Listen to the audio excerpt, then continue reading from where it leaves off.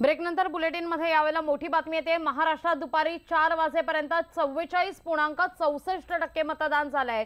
तिसऱ्या टप्प्यातल्या मतदानाची आकडेवारी आपण पाहतोय। 4 पर्यंत पुण्यात 34.10% मतदान झालंय, तर बारामतीमध्ये 41% इतकं मतदान झालंय, तर साताऱ्यामध्ये 4 वाजेपर्यंत 44.65% मतदान झालेलं आहे, तर औरंगाबादमध्ये दुपारी 3 वाजेपर्यंत 46.60% मतदान झालंय। कोल्हापुरात 4 वाजेपर्यंत 52.15% मतदान झाल्याचं पाहायला मिळतंय। यावेळची सगळ्यात महत्त्वाची बातमी आपण पाहतोय। 4 वाजेपर्यंत किती टक्के मतदान तिसऱ्या टप्प्यात महाराष्ट्रात झालेलं आहे याची आकडेवारी समोर येते।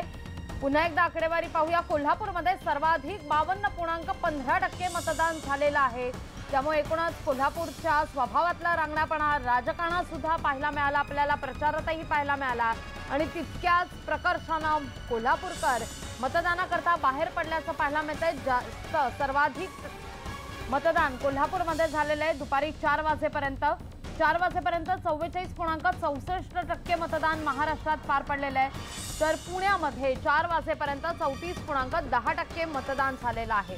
याच विषयी अधिक माहिती करण्यासाठी थेट जाऊया आमचे प्रतिनिधी आहेत त्या ठिकाणी वैभव सोनावणे यांच्याकडे। वैभव, साताराची जर आकडेवारी आपण पाहिली तर 4 वाजेपर्यंत 44.65% मतदान सातारकरांनी केलेलं आहे, काय सांगशील याविषयी?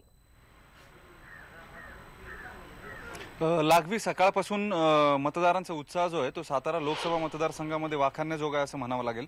याचं कारण बऱ्यापैकी मतदान जे 44 ते 45% मतदान हे 4 वाजेपर्यंत झालंय। मात्र दुपारच्या सत्रामध्ये जसं ऊन वाढलं त्यावेळेस मात्र मतदानाची टक्केवारी किंवा लोक बाहेर पडायचं प्रमाण जे ते कमी झालेलं होतं। आता हळूहळू पुन्हा मतदारांची रीग जी आहे ती मतदान केंद्राकडे लागलेली पाहायला मिळते। संपूर्ण सातारा लोकसभा मतदारसंघामध्ये केवळ एकच मतदारसंघ पाटणमध्ये असा आहे ज्याचा 1 तासाची वेळ वाढवून दिली आहे।